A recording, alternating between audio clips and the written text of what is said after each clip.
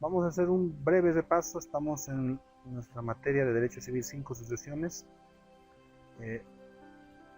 Hoy es jueves 17 de septiembre, ahora es 20:42. Estamos iniciando ya nuestro avance con una introducción en nuestra clase con algunas informaciones, avisos importantes respecto a tareas que lo vamos a estar reiterando constantemente. Bueno, sucesión, hemos dicho que sucesión es transmisión. La transmisión puede ser intervivos, entre vivos, que es lo más común, lo cotidiano que acontece en nuestra vida. La transmisión de la titularidad de ciertos derechos, de ciertos bienes. Lo que a nosotros nos interesa en nuestra materia es estudiar la transmisión de derechos y obligaciones mortis causa, por causa de muerte, de una persona a su causa habiente. Aquí hemos considerado dos términos que involucran a dos personas, ¿no? Causante, causaviente. El causante transmite el derecho, el causaviente recibe el derecho, continúa con la titularidad ahora, sustituyendo a su denominado causante. Bien, herencia y sucesión. La herencia es el conjunto de bienes, derechos y obligaciones del decuyus, que no se extinguen si no se transmiten a sus herederos mediante una sucesión en su titularidad. Debemos recordar el concepto de patrimonio. El patrimonio adherido a la personalidad. Toda persona tiene patrimonio, por lo tanto no puede eximirse de tener esta cualidad que nace, que fluye de la personalidad. Por lo tanto, entonces, el patrimonio que estará yacente, sin titularidad, después de haberse producido la muerte de una persona, aquí denominado decuyus, después de muerto, entonces el patrimonio va a quedar sin titular hasta que un heredero o los herederos puedan sustituir a través de la aceptación, ¿no? Manifestación de voluntad. Clases de sucesión. Hemos visto la sucesión mortis causa puede ser a título universal cuando se sustituye en la totalidad de los bienes que componen el patrimonio del decuyus. Es algo abstracto, indeterminado, no es fácil especificar el patrimonio según la teoría del patrimonio personalidad que nuestro sistema sigue, de modo que hablamos de una universalidad abstracta. Pero también tenemos la sucesión mortis causa a título particular cuando se va a transmitir un bien, una parte del patrimonio determinada, ya específica. Puede ser en el caso, por ejemplo, dejar un vehículo para una persona. Ya es algo más específico, ¿no? Bueno, entonces, universal es la totalidad, abstracta es todo el patrimonio, ¿no? Como vamos a verlo en las responsabilidades, ¿no? Sucesión y patrimonio, todo patrimonio tiene que tener un titular. Por tanto, el patrimonio hereditario también, y gracias a esta institución de sucesión, se transmite la titularidad a sus herederos. Toda persona tiene patrimonio por imperio de la ley. Patrimonio no es entonces lo que yo tengo. Patrimonio no es lo que yo puedo adquirir, mi capacidad económica. Patrimonio es una cualidad jurídica que fluye, que nace de la personalidad, por lo tanto todos tenemos patrimonio. Ese es nuestro sistema, ¿no? En el cual nos encontramos. No es cuánto tienes, ¿no? No es los bienes que te rodean, es una situación abstracta el patrimonio. Obviamente esta es una posición muy subjetiva que sigue nuestro sistema de derecho civil. Sin embargo, bueno, la estructura y el sistema también ha sido estructurado para que de esta manera todas las personas podamos responder patrimonialmente una obligación, por ejemplo, o responder a nuestros actos de manera jurídica en el ámbito del derecho a través del patrimonio. Bueno, le doy el ejemplo, ¿no? Me remonto un poco hacia atrás, Derecho Civil 3, obligaciones. No hay cárcel por deudas. ¿Por qué? Porque la responsabilidad civil recae sobre el patrimonio, no recae sobre la persona. Por lo tanto, no puede haber una privación de libertad debido a deudas económicas. Entonces, el sistema está estructurado para que la responsabilidad civil, jurídica de una persona recaiga sobre el patrimonio. Por lo tanto, obviamente, en ese sentido, todos tienen que tener patrimonio. Si es que no fuera así, ¿dónde vamos a recaer? ¿No? ¿Sobre qué? Bueno, sería sobre la persona. Bueno, pero ya no hay esclavitud, ya no hay la muerte civil, así que la responsabilidad va a ser de carácter patrimonial. Bueno, eso entre paréntesis para ver un poco más y recordar lo que es el patrimonio. Hemos visto dos clases de responsabilidad. Prácticamente aquí nos hemos detenido bastantes minutos de nuestra anterior clase. Hemos visto las dos responsabilidades que hay en sucesiones llamadas ultra vires hereditatis y la responsabilidad intra vires hereditatis. La responsabilidad ultra vires hereditatis significa más allá de las fuerzas de la sucesión. Esto hablamos de responsabilidad patrimonial para poder satisfacer aquellas obligaciones que una persona ha contraído en vida y que después de muerto el patrimonio tiene que responder bajo el principio de que el activo del patrimonio responde por el pasivo del mismo. Por lo tanto, cuando una persona fallece, ¿qué hacemos en ese caso? Se murió y nos debía $10,000. Bueno, no debe olvidar que el patrimonio sigue ahí, jurídicamente existe, todavía es una realidad, entonces podemos recaer en ese patrimonio, ¿no es cierto? Entonces, para nosotros, el patrimonio va a ser el medio por el cual vamos a poder satisfacer nuestros créditos si estuviéramos en una situación, obviamente, de acreedores de cuyos. La responsabilidad, entonces, ultra vires hereditatis, el heredero tiene la responsabilidad de beneficiarse con el activo y pagar el pasivo aún con su propio patrimonio. Esto en la aceptación pura y simple. La aceptación pura y simple la vamos a explicar en un tema posterior. Usted ya se está familiarizando, bueno, también usted lo va a revisar, ¿no? en los cuestionarios que ya le damos del 1 al 3 para que lo vaya realizando. La responsabilidad ultra vires hereditatis entonces va a llevar más allá de las fuerzas que pueda tener patrimonialmente hablando el patrimonio del decuyus, la masa hereditaria, de modo que pueda alcanzar al patrimonio de él o los herederos. Esto en la aceptación pura y simple. La responsabilidad intra vires hereditatis significa en el interior de las fuerzas de la herencia, solamente en el interior, las fuerzas de la herencia, ¿no? Las fuerzas que hablamos de esa capacidad de satisfacer los créditos con la masa hereditaria, nada más, ¿no? Se va a quedar ahí dentro de las fuerzas, no va a poder salir más allá al patrimonio, ¿no? Afectar al patrimonio de los herederos.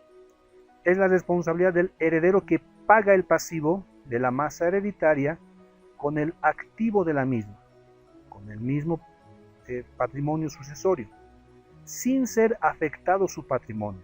No va a ser afectado el patrimonio del heredero o de los herederos. Muy bien, estas son las dos responsabilidades que hemos revisado, que lo hemos visto con otras diapositivas de apoyo para comprender la importancia de la responsabilidad del patrimonio sucesorio al producirse la muerte. Y bueno, esto para los acreedores del decuyus puedan beneficiarse. Ahí también veíamos que puede haber otros interesados. Bueno, vamos a continuar. La sucesión como modo de adquirir la propiedad. El artículo 110 menciona que está determinado y ha tipificado qué actos jurídicos legalmente reconocidos pueden transmitir, constituir la propiedad. El artículo 110 del Código Civil, ¿alguien lo tiene, por favor? ¿Puede leerlo? Artículo 110. El que lo encuentre puede tomar la palabra. Doctor, buenas noches. Muy buenas noches. Artículo 110 del Código Civil. Modos de adquirir la propiedad. La propiedad se adquiere por ocupación, por accesión, por usucapión, por efecto de los contratos, por sucesión mortis causa, por la posesión de buena fe y por los otros modos establecidos por la ley. Muy bien, ahí está entonces especificando claramente que la sucesión viene a ser un modo de adquirir la propiedad. No puede haber otra manera, ¿no es cierto? Ahí vemos cuáles son los modos de adquirir la propiedad. Bueno, ahí hablamos de los bienes extraviados. Una persona se encuentra un celular y es suyo, no, ¿verdad? No puede obtener la titularidad, porque el celular siempre va a tener un titular, aunque lo haya extraviado. Así que, bueno, eso ya en derechos reales se lo ve, ¿no? Ese vínculo jurídico de derechos real, en el caso de la propiedad, derechos reales sobre cosa propia, no puede extinguirse, por lo tanto no puede desligarse, pero la ley menciona en qué situaciones, qué actos, que el artículo 110 lo expresa, ahí aparece la sucesión mortis causa. Muy bien, adquisición a título originario y a título derivado. La adquisición de la propiedad, la adquisición puede ser originario cuando se funda el derecho de propiedad, es decir, no hay quien transmite el derecho de propiedad. Pregunta para todos: ¿en qué situación el derecho de propiedad no se transmite, sino que se funda, que se origina, que se va a manifestar en la persona? ¿En qué situación? El derivado es más sencillo, ¿no? Una compra y venta es lo más común. Usted recibe un celular, es derivado, alguien le está transmitiendo el derecho de propiedad. Una donación, una permuta, compra-venta, etc. ¿En qué situación originaria se funda el derecho? ¿Alguien tiene alguna idea? ¿Recuerda algún ejemplo avanzado tal vez?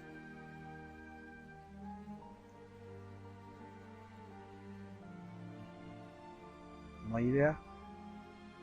¿Han escuchado ustedes de res nullius, res delicta?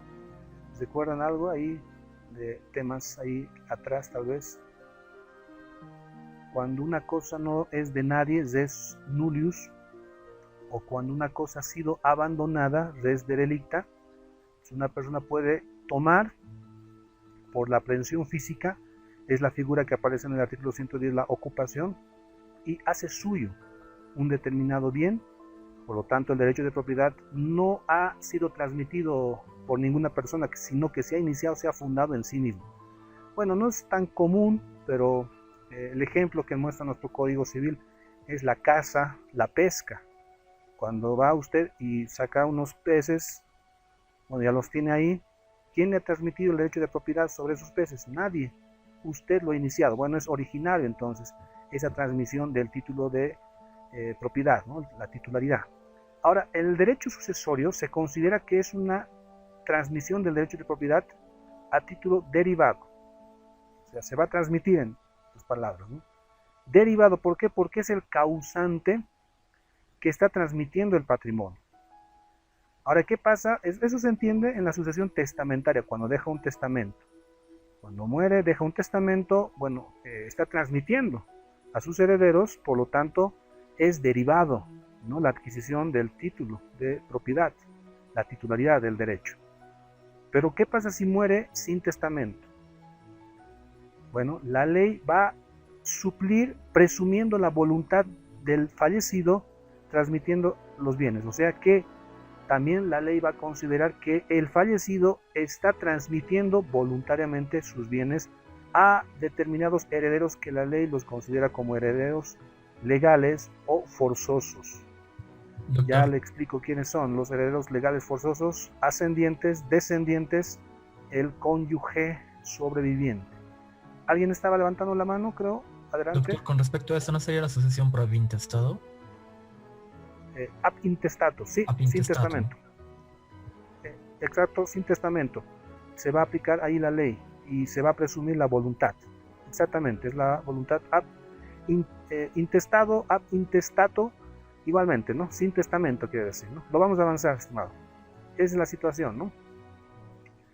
Igualmente se presume que el causante está transmitiendo. Se suple la voluntad. Caracteres de la sucesión hereditaria. ¿Qué características observamos? universalidad, que significa la adquisición total del patrimonio del de cuyos. No puede haber una parte solamente, ¿no?, que reciba alguien, es decir, yo quiero esta parte y esto no. No es tanto así, ¿no? En la aceptación pura y simple es la totalidad, es universal. Ahora tenemos la otra situación en el caso de la aceptación con beneficio de inventario, ¿no?, que va a tener ya una estimación de activos y pasivos y que se va a beneficiar con los solamente activos, pero sigue siendo una universalidad. Esto en los sucesores, pero hay otros sujetos que participan de forma específica. Bueno, eso ya es los legatarios, que pueden ser, ¿no?, ya solamente dentro de una cuota parte determinada. Nosotros entendemos que la sucesión entonces es universal, la totalidad del patrimonio. Indiscriminabilidad, porque todos los herederos son iguales en la sucesión. Hablamos según la situación de herederos que se encuentren, ¿no?, ya sean descendientes o ascendientes. Bueno, principalmente la indiscriminabilidad debe ser en el caso de descendientes, porque obviamente va a tener solo un cónyuge, y los padres, bueno, un padre y una madre, no puede haber más, ¿no? Indiscriminabilidad principalmente nos dirigido hacia los hijos, que pueden ser estos matrimoniales, extramatrimoniales, no va a haber diferencia, van a tener la misma participación, la misma cuota, no pueden ser excluidos dentro de otros sistemas. Por ejemplo, en Roma se consideraba a la persona que nació fuera del matrimonio como un hijo adulterino, perdón, esto durante la Edad Media, ¿no?, que no nació dentro del matrimonio, por lo tanto no va a gozar de toda la plenitud como hijo. Bueno, hoy ya no hay diferencia entre el primogénito, entre el último, si es varón, si es mujer, todos los hijos tendrán la misma cuota de participación, no pueden ser relegados por ninguna causa. Indiscriminabilidad. Indivisibilidad, el patrimonio no puede ser dividido, ya que es una masa conjunta de activos y pasivos. ¿Esto qué quiere decir? Entendemos algo similar a la universalidad. Si vamos a heredar entre 5 hijos el patrimonio ahí del causante, no podemos decir, a ver, que el hijo mayor se encargue de las deudas y yo, ¿no?, me voy a encargar de recibir solamente los derechos, los activos, los pasivos para él, para nosotros dos, los activos. No puede hacer eso. Todos van a participar de los activos, todos van a participar de los pasivos. No puede dividirse y repartirse como quieran, ¿no? Todos serán entonces beneficiados o en otros momentos perjudicados, ¿no?, si hubieran pasivos en exceso. Equitatividad, los herederos adquieren derechos y obligaciones en proporción igual. Aquí yo quiero tocar un punto importante, quiero romper la idea que se nos ha quedado de películas, de historias, de novelas, de cuentos y otras cosas que vienen de afuera, de otros sistemas jurídicos. Usted ha escuchado, por ejemplo, quizás historias en la cual una persona deja en testamento todo su patrimonio, no a su esposa que está viva, ni a sus hijos que están vivos, sino deja a una amante, por ejemplo. En el testamento dice, yo dejo todos mis bienes a tal persona. En un sistema liberal, donde la libertad es la máxima expresión y la ley tiene que reconocer esto, bueno, en ese sistema sí se va a considerar la voluntad irrestricta, totalmente lo que quieran, ¿no? Pero se va a respetar, por lo tanto, los hijos y la esposa quedarán excluidos de la sucesión. En un sistema, ¿no? En nuestro sistema, estimados, no es un sistema liberal al 100%. Nuestro Código Civil tiene 2 cocientes. Tiene la cociente de la Escuela Francesa, Código Civil francés de 1804. Tiene también la cociente del derecho germano de 1900. La cociente francesa del Código Civil, del derecho civil en general, nos muestra un sistema en el cual la libertad es lo más excelente, ¿no? El liberalismo, como vemos Francia, ¿no? Libertad, igualdad, fraternidad, bueno, toda esa cociente, esa tendencia ha llevado a que la libertad contractual sea lo más elevado que pueda expresar la voluntad, el sujeto para crear situaciones jurídicas, etcétera, ¿no? Y tiene que respetarse. Bueno, sin embargo, la escuela alemana también ha incluido una forma de frenar, de equilibrar esa tendencia muy desequilibrada que ya sucedía. Nuestro sistema, por lo tanto, tiene la corriente de la escuela francesa, liberalismo, pero una corriente también de la función social. Por ejemplo, entonces, en un sistema liberal, la propiedad privada es inviolable, es sagrada. No puede, por ningún motivo, ninguna persona menoscabar el derecho de propiedad. Eso lo entendemos nosotros, claro, perfectamente. Pero nosotros ya estamos siguiendo la corriente social que dice, siempre y cuando cumple una función social. Por esa razón, entonces, al momento de la construcción de calles, de avenidas, bueno, imagínense los teleféricos, aparece la figura de la expropiación, por la cual se va a ocupar un terreno de propiedad privada, llegando a un acuerdo con el titular y se construirá algún servicio que va a beneficiar a la sociedad en su conjunto. Por lo tanto, usted nota que la libertad irrestricta va a quedar limitada, va a quedar ahí como que frenada, y ahí aparecerán los intereses sociales. ¿Listo? Bueno, mire, aquí le explico lo siguiente ahora. En esos sistemas liberales, en los cuales el testador puede puede instituir como heredero a cualquier persona, fuera de su familia, puede dejar a su amigo, a quien quiera, ese es un sistema liberal. Nosotros estamos frenados por la función social, por los intereses sociales que deben también satisfacer a nuestra sociedad. Por lo tanto, un testador, una persona en su testamento, no puede excluir a los herederos llamados forzosos o legales. ¿Quiénes son estos herederos forzosos o legales? Son tres: ascendientes, descendientes, cónyuge sobreviviente. Estas tres clases de herederos no pueden ser excluidos. Posteriormente vamos a revisar cómo es que se excluyen entre sí los ascendientes con los descendientes y cómo es que pueden concurrir a la sucesión la esposa y los hijos, o la esposa y los padres. Bueno, eso lo vamos a avanzar. Pero estos herederos no pueden ser excluidos. Por lo tanto, a esta figura la llamamos la legítima. Los herederos tienen derecho a la legítima. Por lo tanto, tampoco puede hacer lo que quiera a través de la voluntad testamentaria. Por ejemplo, decir, dejo mis 2 inmuebles a tal persona, a mi hijo mayor, que me ha cuidado, que me ha acompañado siempre, y dejo mi computadora a mi hijo menor, que me hizo renegar, que se ha portado muy mal, que me ha robado, no sé, algo, ¿no? Ahí hay una desproporción. Usted nota, 2 terrenos no es lo mismo que una computadora. Ahí, bueno, hablamos de la equitatividad que debe haber. Pues tiene que ser proporcional. También lo vamos a avanzar ahí cuando tengamos que ver que la legítima le lleva a que una persona tenga derecho de suceder en la misma condición, en la misma cuota parte, como sus coherederos. ¿Qué tal, estimado? ¿Está bien? Bueno, voy a seguir hablando acerca de esta característica ahí adelante que tiene nuestro sistema de derecho civil en el caso de sucesión, y usted comienza a analizar, bueno, entonces, o a meditar, ¿no? Que la voluntad testamentaria, por lo tanto, está muy restringida, ¿verdad? Claro, porque en Estados Unidos la libertad es muy amplia. Ahí tenemos el alquiler de vientre, en algunos estados tenemos la prostitución ya legalizada, en otros estados también el aborto. Bueno, se puede hacer lo que quiera uno con el sistema jurídico muy abierto, muy liberal. En nuestro sistema está restringido, una tendencia un tanto diferente, ¿no es cierto? Bueno, que puede ser controversial y, bueno, puede ser de debate también, ¿no?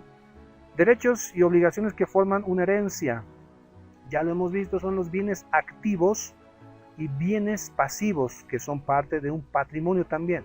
Hemos estado también comparando lo que es la herencia como patrimonio sucesorio igualmente que sería el patrimonio. ¿Cuál es la diferencia? Pero bueno, el patrimonio lo tiene en vida y si muere, bueno, sería la herencia misma, ¿no?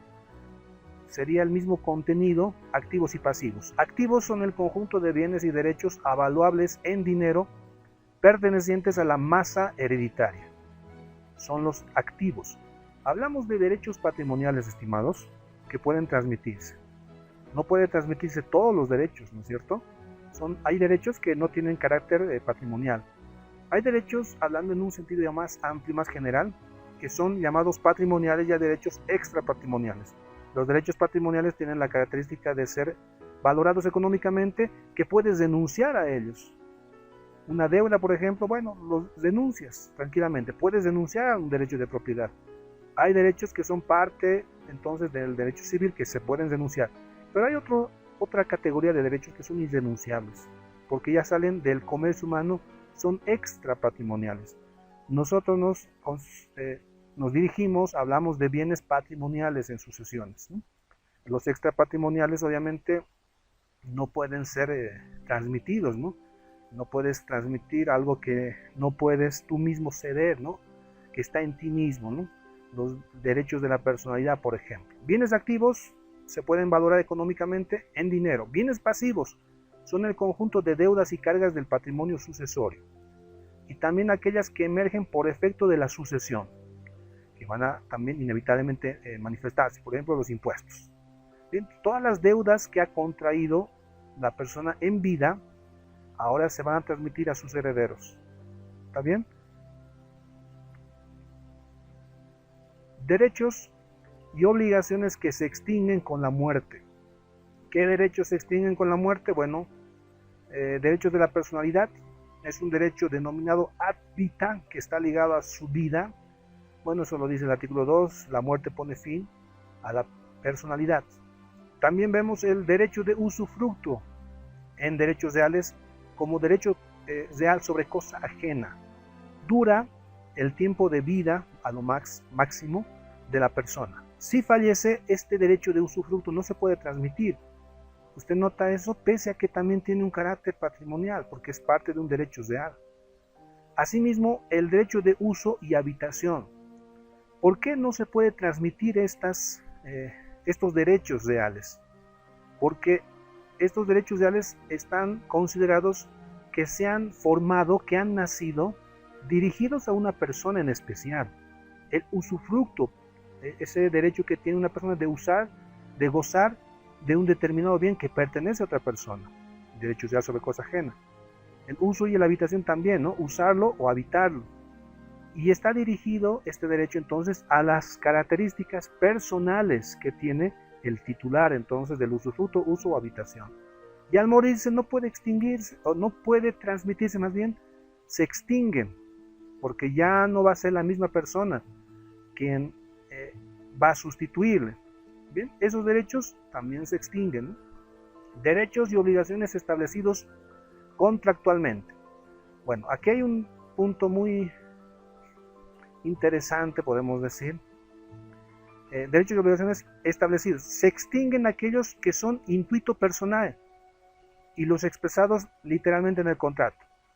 Usted nota que en las diapositivas puede haber puntos, puede haber títulos, subtítulos que están muy reducidos. Precisamente usted necesita estar en clases para que nosotros podamos ampliar este contenido. Una relación contractual, si se ha producido un vínculo jurídico obligacional, ¿no? A través de un contrato entre dos personas,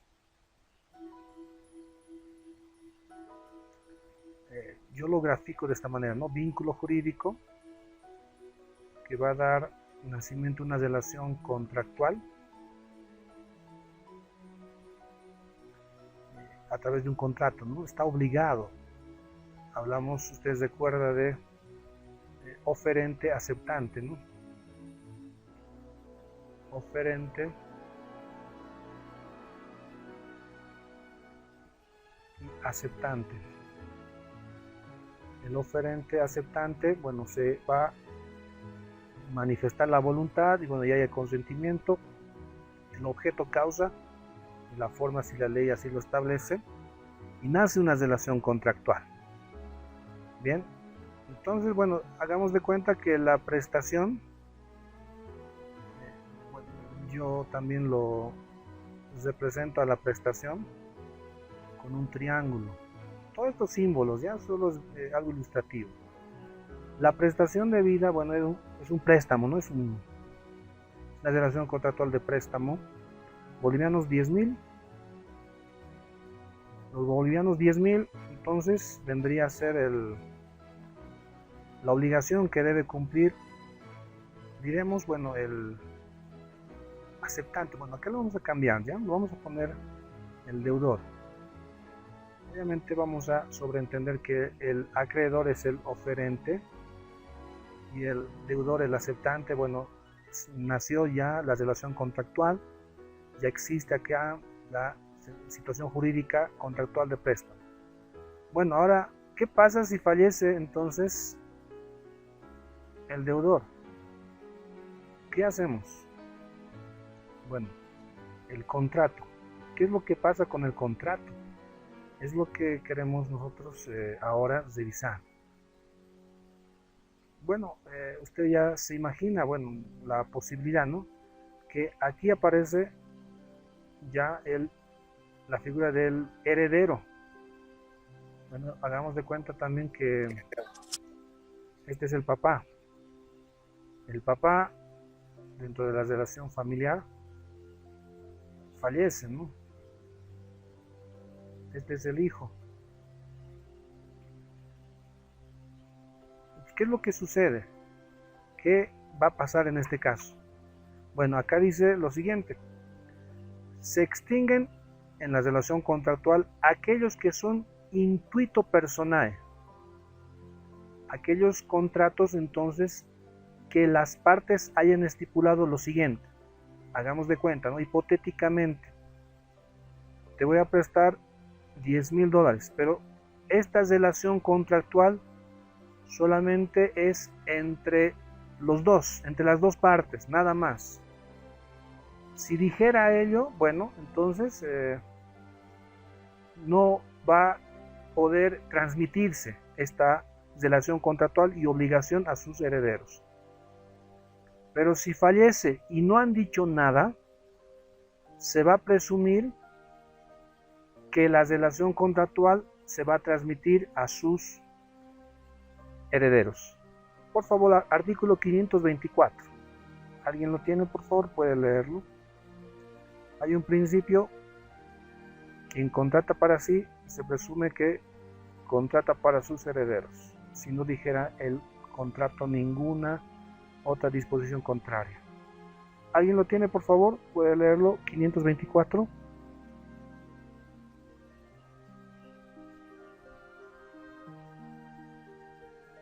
Yo, doctor. Adelante, por favor, estimada.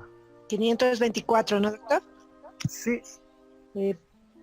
Artículo 524, presunción.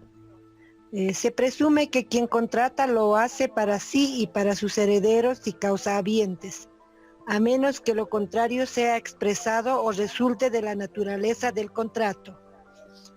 Listo, muchas gracias. Ese es el principio entonces. Quien contrata para sí, se presume que también está contratando para sus herederos. Si no dice nada el contrato, entonces, bueno, también los herederos estarán vinculados a esta situación jurídica. Pero si dijera el contrato, bueno, esta relación solamente es entre las dos partes sin posibilidad de afectar a los herederos. Bueno, será entre los dos nada más. Pero hay otra clase de contratos que por su naturaleza no puede transmitirse. Por ejemplo, mire, hay un contrato que quizá involucra a una persona para una presentación. Es alguien que canta en algún grupo. Bueno, es contratado para que pueda presentarse en una determinada fecha. Pero si fallece, entonces, ¿qué hacemos? ¿Lo traemos a su hijo para que cante o que cante su esposa? No, no va a poder, ¿no? No va a ser lo mismo. Es una clase de contrato que es intuito personae, pero por su naturaleza misma. Lo mismo sería un pintor, lo mismo sería un artista, entonces, que por su cualidad jurídica, por cualidad personal, se va a vincular jurídicamente, y si falleciera, bueno, no puede transmitirse ya este tipo de obligaciones a sus herederos, ¿no es cierto? Bueno, entonces, los derechos y obligaciones establecidos contractualmente, si no dice nada del contrato, se presume que también va a vincular a sus herederos, siempre y cuando estos acepten la herencia. También aquellos que son intuito personae se van a extinguir, como aquellos que literalmente el contrato menciona que no se van a transmitir. Derechos del ámbito familiar.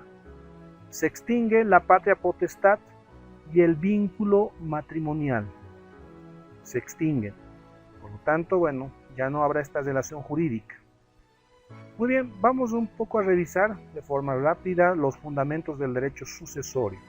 ¿En qué se funda el derecho sucesorio? ¿Por qué es importante? Dentro de la doctrina se estudia estas razones, estas teorías que buscan entonces justificar de alguna manera doctrinal, social, económica, moralmente, que derecho de sucesiones es importante.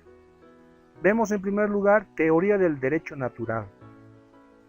La teoría del derecho natural, bueno, el derecho natural, recordando un poquito, son derechos eternos, inmutables, que son superiores a un derecho positivo. Por ejemplo, el robo siempre es malo, va a ser malo y todo el tiempo es malo en cualquier sociedad, donde sea, en cualquier momento, el robo siempre va a ser malo. ¿Por qué esa apreciación de lo malo del robo, bueno, es asimilado por el ser humano? Bueno, aquí hablamos dentro de la filosofía jurídica la existencia de un derecho natural. Entendemos que hay normas, principios, así como las matemáticas, 2 por 2, 4. Si desaparece toda la humanidad, 2 por 2 va a seguir siendo 4. Así como el robo es malo, bueno, el robo siempre va a ser malo. Derecho natural. Esa apreciación de la razón que llega a establecer fundamentos inalterables que se pueden concebir y el ser humano los va a seguir. Bueno, tenemos la escuela positivista, que viene a ser la contraria al derecho natural, que dice no necesitamos tratar de entender aquellas normas eternas, todo el derecho puede cambiarse y puede aplicarse de acuerdo a las necesidades de la sociedad. Bueno, esta es una escuela, una postura diferente. En derecho de sucesiones vemos que el derecho natural también se basa en un orden o derecho que emerge en mérito a la naturaleza humana. Un derecho natural, por ejemplo, es la libertad, ¿no es cierto?, que ha llevado a la concepción de la personalidad en derecho civil. Por lo tanto, nosotros nacemos con ciertas cualidades naturales que el derecho positivo simplemente los reconoce. Por ejemplo, la libertad de expresión, la libertad de pensamiento. ¿Por qué tenemos nosotros la libertad de expresión, de ideas, ¿no?, de poder transmitirlas? Porque el ser humano por naturaleza ya tiene esta cualidad. La libertad también, nacemos libres. El ser humano es libre por naturaleza. No es que un derecho positivo le va a otorgar esta cualidad, no, ¿verdad? Tiene este derecho. La educación, por ejemplo, también, ¿verdad? El ser humano tiene cualidades naturales para poder atravesar la enseñanza, el aprendizaje. Y el derecho positivo les reconoce esto. Si estas cualidades son menoscabadas, bueno, es algo grave porque va en contra de la naturaleza y la norma positiva, obviamente, ¿no? Entonces se basa en un orden de derecho que emerge en mérito a la naturaleza humana, donde la sucesión hereditaria proviene por su esencia misma y relación con los suyos.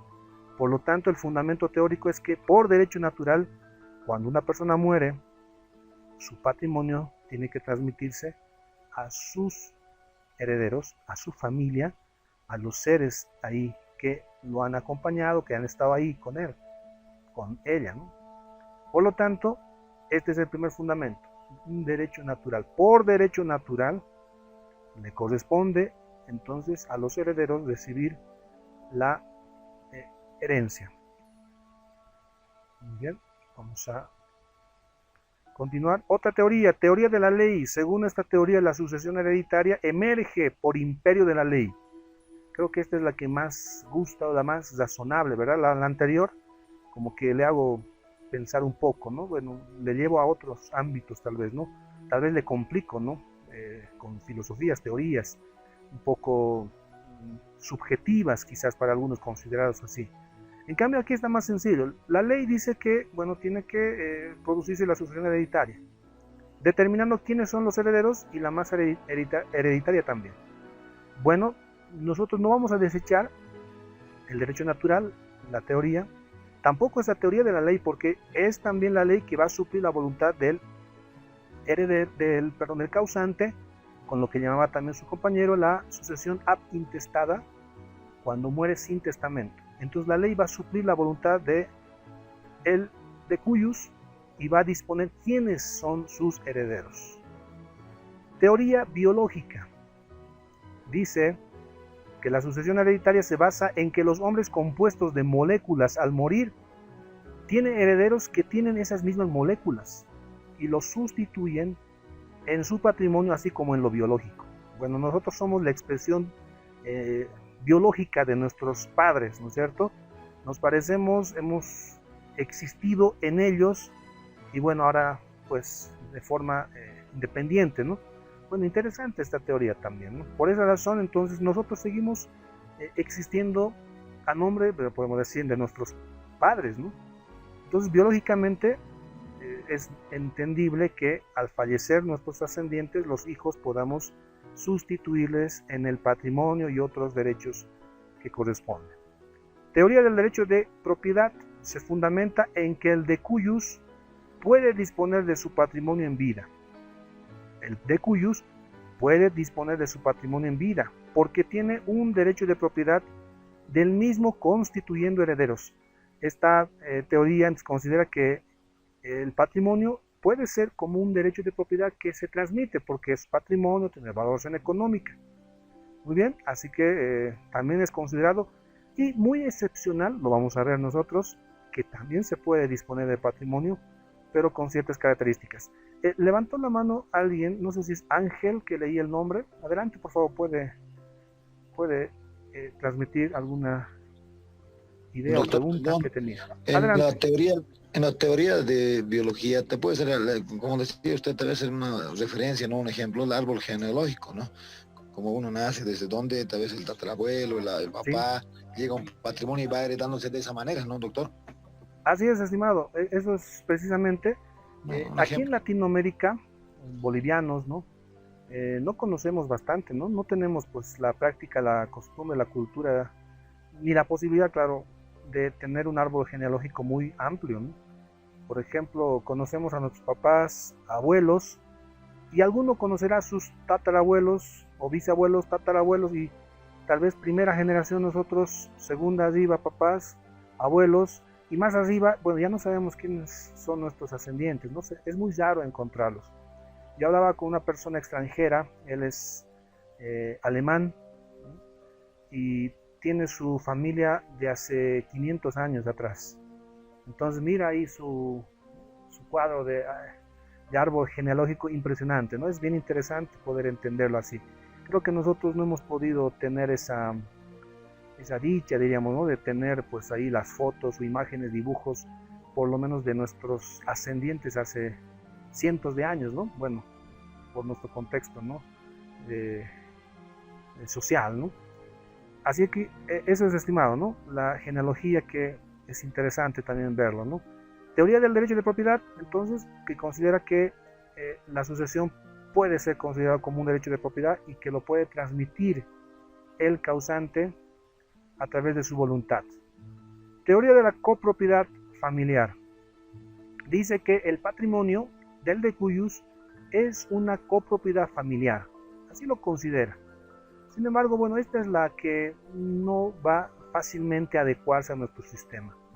Porque no hay una copropiedad, ¿no? Hay un titular, bueno, será el fallecido. Si fuera copropiedad no necesitaríamos el derecho de sucesión. Pero hay algo de sensatez en esta teoría, ¿no? Porque dice que la familia, ellos tienen que heredar porque hubo esfuerzos, tristezas, ¿no? Sufrimientos, etcétera, en la acumulación de ese patrimonio. Así que, no hablando de copropiedad como derecho de propiedad propiamente, derecho real, sino hablando en un sentido moral. Todos hemos participado de la formación del patrimonio. Si bien ahí trabajaron los padres, y los hijos, pero han estado ahí quizás acompañándoles. Bueno, en realidad nos pertenece a todos. Bueno, ese es como un discurso, ¿no?, que se da. Teoría de la voluntad. Esto es en la persona, ¿no?, y su voluntad de transmitir su patrimonio a sus causavientes. La contractual, hablamos, también es voluntaria, pero es a cambio de algo, ¿no? Es con un sacrificio patrimonial. Aquí estamos hablando de una voluntad solamente, que no puede ser onerosa, ¿no?, sino gratuita, ¿no?, sin una contraprestación.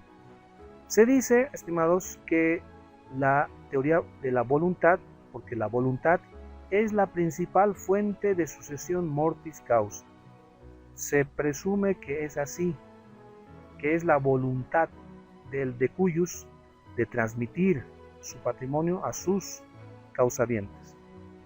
Donde el premuerto, así se le llama a la persona que va a morir, bueno, tristemente todos seríamos o estaríamos en esta situación de premuertos, ¿no?, porque estamos en vida, ¿no?, donde el premuerto en vida instituye a través del testamento su voluntad.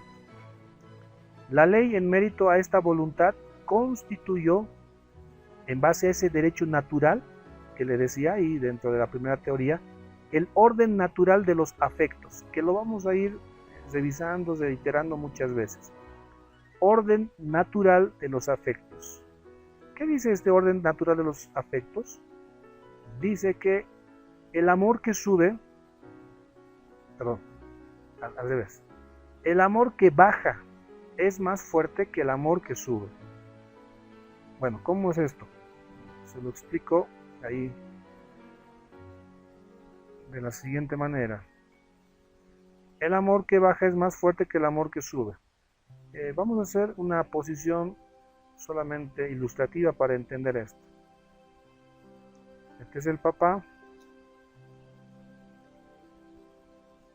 Aquí está el hijo.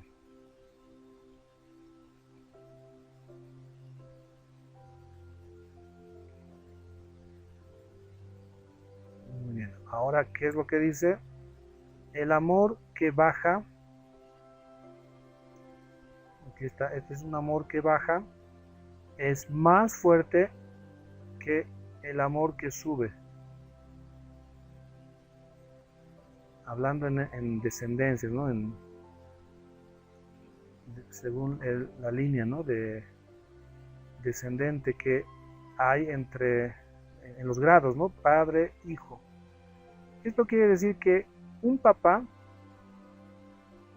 tiene mayor amor hacia su hijo que su hijo hacia su papá.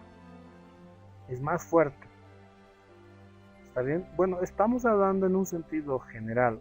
Yo creo que alguien diría, pero yo conozco personas que han abandonado, ha pasado esto. Obviamente eso es algo antinatural, podríamos decir. Bien, usted observa ahí la figura. Ahora, ¿qué pasa si el papá, bueno, aquí aparece otra figura, es los abuelos, ¿no?, el abuelo. Estamos hablando en un sentido de familiar, ¿no?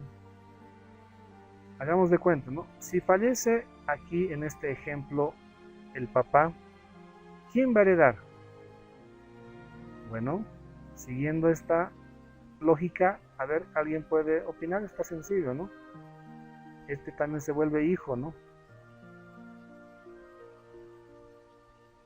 ¿Qué pasa si fallece aquí el papá? ¿Quién va a heredar? ¿El abuelo o el hijo? Según la teoría del orden natural de los afectos. El hijo. El hijo, así es. Sencillo, ¿verdad? ¿Por qué el hijo? ¿Por qué no puede heredar el abuelo? Que nosotros, bueno, aquí le llamaríamos también los ascendientes. Este es el ascendiente. Y aquí abajo está el descendiente. ¿Quiénes van a heredar? Bueno, esto lo vamos a ver ahí adelante. Bueno, van a ser los descendientes, o sea, el hijo. Si fallece el papá, ¿quién va a heredar? Su ascendiente no, su descendiente. ¿Por qué razón? Por el orden natural de los afectos, que dice que el amor que tiene el papá y baja a su hijo es más fuerte que el amor que tiene hacia su ascendiente. Esto es una, podríamos decir, una presunción legal. Podría ser de que no sea así, alguien diría en la vida es real, pero de verdad que el papá amaba más a su ascendiente, a su papá, ¿no? Que a su hijo, porque había razones. Pero bueno, este es un orden natural que la ley considera y que se va a mover en ese ámbito. Bien, bueno, me adelanto a algunos puntos que lo vamos a estar avanzando, ¿no? Posteriormente. La teoría de la voluntad, por lo tanto, vendría a ser una de las maneras por las cuales se considera que es la más efectiva, no, bueno, la más natural de entender la transmisión de la sucesión hacia sus herederos. Fuentes del derecho sucesorio. Bueno, aquí vamos a ver algo, por favor, vamos a revisar el Código Civil, por favor, estimados. Necesito que lo tengan, por favor, su Código Civil. Le voy a explicar algo. El Código Civil se divide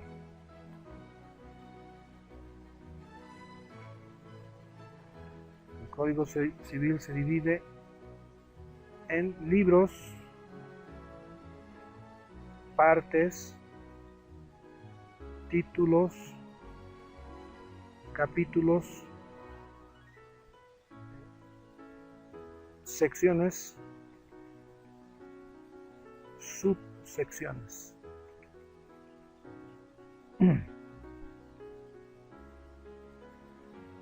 Bien, espero que esto le ayude. Yo estoy seguro que muchas veces no lo hemos visto de esta manera el Código Civil y al final se vuelve en un código de más de 1400 artículos, muy difícil de comprender. Usted va a ver que no es tan complicado. Muy bien, pregunta, por favor, necesito que me ayuden. ¿Cuántos libros tiene el Código Civil?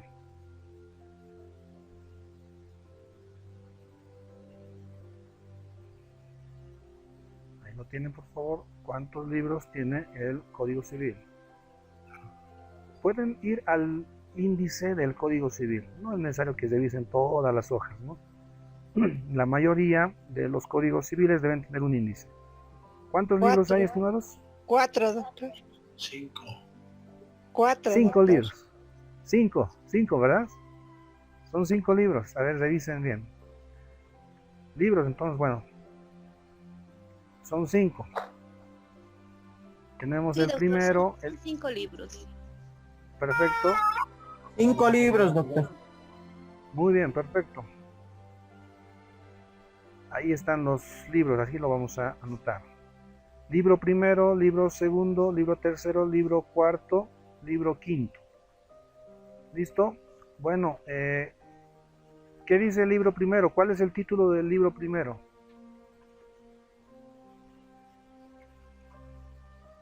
Personas. Muy bien, de las personas. Perfecto. Libro segundo.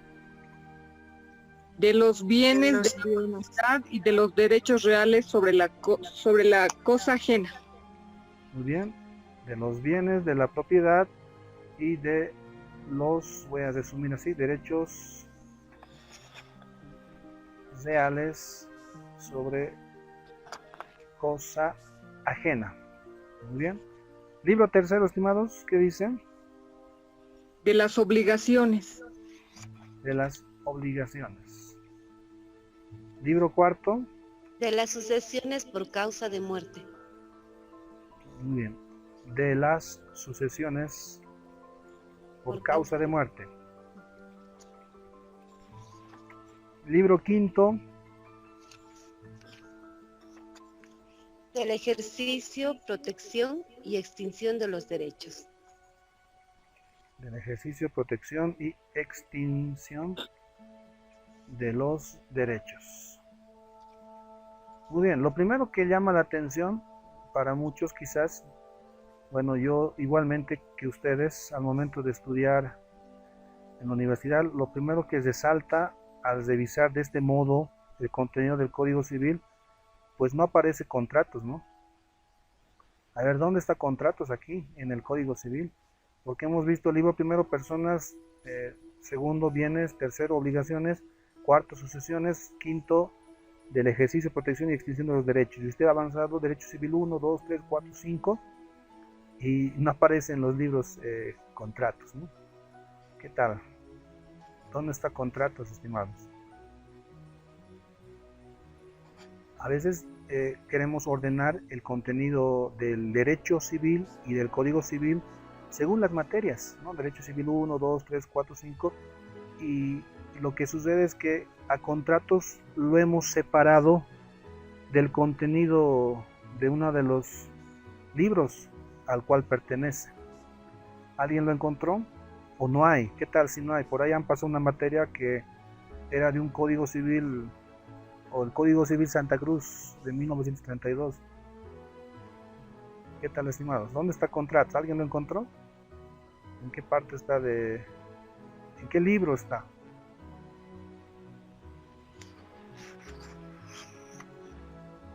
¿Qué tal, estimados? ¿Alguien lo encontró?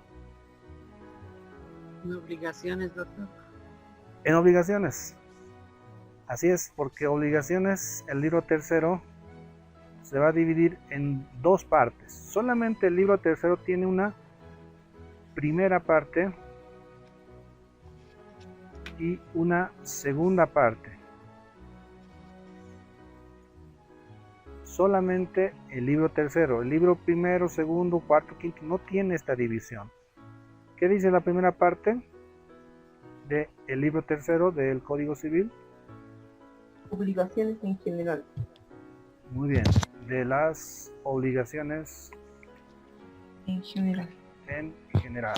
Listo. Y luego, segunda parte.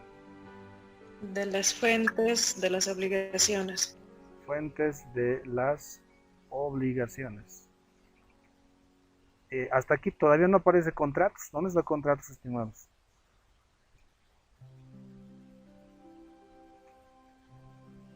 Hasta aquí hemos dividido al Código Civil y todavía no encontramos contratos. Bueno, ahorita vamos a llegar a nuestro... ¿Sí? Perdón, contratos están en el título segundo del libro, de la segunda parte. Ya, título... ¿qué dice el título 1? Para que no quede medio cojo esto. Título 1 del libro de la segunda parte del libro tercero. De los contratos en general. Muy bien. De los contratos en general. Y título 2. De los contratos en particular. Muy bien. De los contratos en particular. Listo, ahí hemos encontrado contratos. Lo que no debe olvidar es que contratos está dentro de obligaciones porque contratos es una fuente de las obligaciones, ¿no? Así que bueno, les sugiero, les recomiendo, mire, a mí me costó creo unos 2 años tal vez darme cuenta de esto que era importante. A veces no podemos alcanzar por falta de tiempo en clases. Poder dividir así todos los códigos, todas las leyes que tengan, el Código Civil, Penal, la Ley General del Trabajo, el Código de Comercio, etcétera, todos los códigos, si usted hace esta división, hace esta estructura, sistematiza su contenido, va a ser más sencillo poder recordar el contenido de este cuerpo legal. Así que si usted se da esta tareita y al final lo llega a memorizar practicando, o sea, no le digo que memorice todo el código, sino esta imagen que usted ve más o menos, bueno, le aseguro que va a ser una gran ventaja, ¿no? Ya sea para el Código Civil u otra, ¿no? Listo, bueno, lo que a nosotros nos interesa, le quería decir, bueno, es que el Código Civil se divide entonces en libros, partes, títulos, capítulos, sección, subsección. Bien, aquí ya se lo estoy marcando, ¿no? Libros, partes, títulos, capítulos, sección, subsección. Muy bien, eso le va a ayudar bastante entonces. Nosotros estamos estudiando el libro cuarto del Código Civil. Pregunta, con esto ya vamos a ir acabando. ¿Cuántos títulos tiene el libro cuarto del Código Civil? ¿Cuántos títulos tiene el libro cuarto del Código Civil?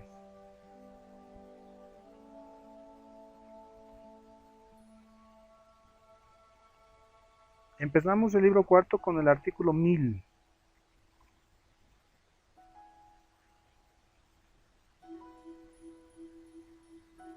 ¿Alguien lo encontró?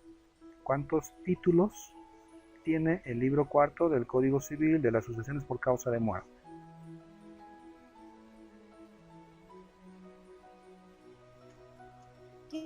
Tiene Cuatro títulos. 4 títulos, muy bien, perfecto. Título 1, entonces acá. Título 2, título 3 y título 4. El título 1, ¿qué dice, por favor? de las disposiciones comunes Ya, a las de sucesiones las disposiciones comunes a las sucesiones en general. Muy bien, de las disposiciones comunes a las sucesiones en general. Título 2, De la sucesión legal. De la sucesión legal. sucesión legal. Muy bien. Título 3, De la sucesión testamentaria. de la sucesión testamentaria. Título 4, De la división de la herencia.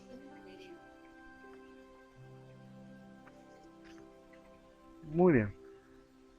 Este es nuestro contenido, estimados. Este es el contenido de nuestra materia. Si usted puede recordarlo, va a ser una gran ventaja. Lo que podemos distinguir de esta división son 4 títulos. Disposiciones comunes a las sucesiones, es lo que vamos a avanzar, que se aplican a la sucesión legal y a la sucesión testamentaria. La sucesión legal, cuando una persona muere sin testamento, la sucesión ab intestato. Y luego vamos a ver la sucesión testamentaria, bueno, a través de lo que es el testamento. Y posteriormente la división de la herencia. Si usted recuerda estos 4 títulos del libro cuarto del Código Civil, va a poder recordar el contenido de esta parte de este libro del Código Civil. ¿Listo? Bueno, esa es una sugerencia que le doy. Ahora va a ser más fácil entender lo siguiente. Fuentes del derecho sucesorio son 2, la ley y la voluntad. ¿Cuándo es la ley? Bueno, sucesión legal. ¿Cuándo es la voluntad? La sucesión testamentaria. La ley, esta determina reglas concretas sobre las formas de sucesión. La ley va a determinar los grados de parentesco, ¿no?, etcétera. ¿Quiénes son los herederos, por lo tanto?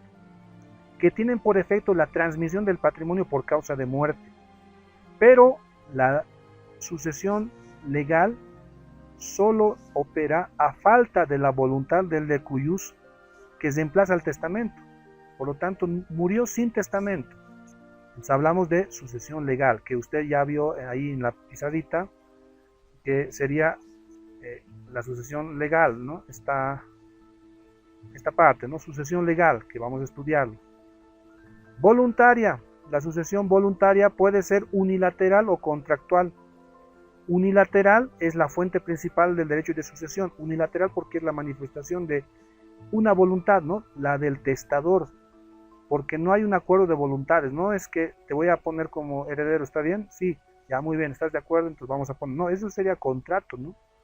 Unilateral porque solo una voluntad se va a manifestar en la elaboración, en la facción del testamento, que se expresa en un testamento como acto unilateral de voluntad. Y hablamos también de la voluntad contractual, cuando se ponen de acuerdo. Esta es una figura muy excepcional. Imagínense, ¿no? ¿Quieres ser mi heredero? Como en un contrato, ¿no? Te vendo mi movilidad, ¿estás de acuerdo? Marca Toyota, modelo 2010, $20,000, ¿estás bien? ¿Sí? Muy bien, listo. Eso es contrato, ¿no? Acuerdo de voluntades, oferente aceptante. ¿Cómo puede haber oferente y aceptante en sucesiones? Bueno, en esta situación. Es la sucesión mediante un contrato en el cual el premuerto dispone de su patrimonio a través de un contrato. ¿Quieres ser mi heredero? Te voy a dejar mi patrimonio, ¿sí? Ya, muy bien, ¿a cuánto? $10,000, sí, ya, muy bien. Y firman un contrato. ¿Se puede esta figura? Bueno, sí se puede, pero un detalle aquí menciona. Cuando esta situación procede, cuando no tiene herederos forzosos. Cuando no tiene aquellos herederos que la ley estipula que sí o sí tienen que ser parte de la sucesión. Artículo 1005, por favor, revísenlo. Vamos a leerlo. El que lo tenga, por favor, puede ya leerlo. Solo cuando no tiene herederos forzosos se puede entonces negociar a través de un acto contractual la calidad de heredero a una persona ajena, a quien quiera, ¿no? Y puede ser a cambio de algo, por una contraprestación. Artículo 1005, por favor. Ya estamos acabando. Este es el último, estimados. Artículo 1005, doctor. Excepción del contrato sobre sucesión futura. Es válido el contrato por el cual una persona compromete la parte o porción disponible de su propia sucesión. No teniendo herederos forzosos, podrá disponer por contrato de la totalidad o parte de su propia sucesión. Muy bien. Bueno, la relación contractual que genera este vínculo, siempre y cuando no tenga herederos forzosos.